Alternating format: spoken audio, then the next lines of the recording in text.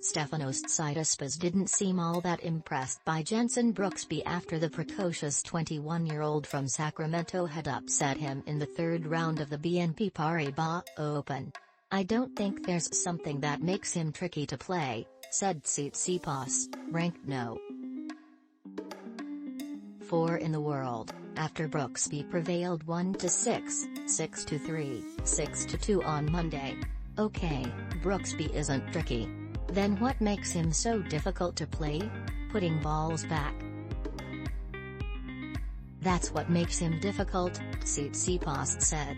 "He's not a very explosive player, but he's able to get balls back. He's not the most athletic player as well. He's just able to read the game well, play with his pace, play with the opponent's pace. He is able to read the game well and stay consistent. There's nothing that he has that kills, I would say." That's enough about what Brooksby supposedly doesn't have. Focus on what he has: talent, smarts and the maturity to belong in the forefront of a modest resurgence by American male tennis players. An American man won at least one Grand Slam singles title from 1990 through 2003.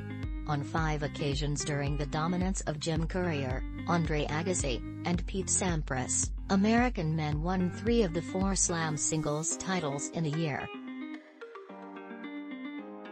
Andy Roddick's 2003 U.S. Open championship was the last in that streak and remains the most recent Slam singles title won by an American man. Blame it on a developmental system that couldn't decide how to best identify and nurture talent. Blame it on losing kids to other sports and on the rest of the world catching up. American women have thrived, though.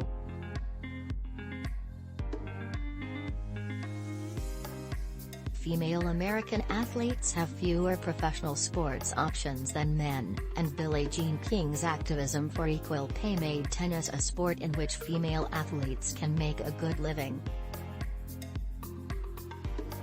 In addition, the success of Serena and Venus Williams and the see it and be it effect have made the talent pool for women's tennis large and diverse. But finally, there's reason for optimism about American men. That hopefulness is partly embodied by Brooksby, one of 7 American men who reached the third round here, the most since 1994.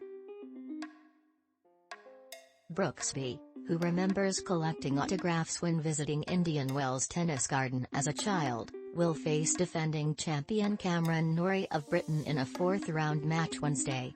"I think for the first time in a while you can actually say American tennis on the men's side is very promising. There's no doubt about that," John Isner, an American mainstay at 36, said Tuesday after he moved on with a 7-5, 6-3 victory over Diego Schwartzman of Argentina. "We certainly have strength in numbers in the top 100.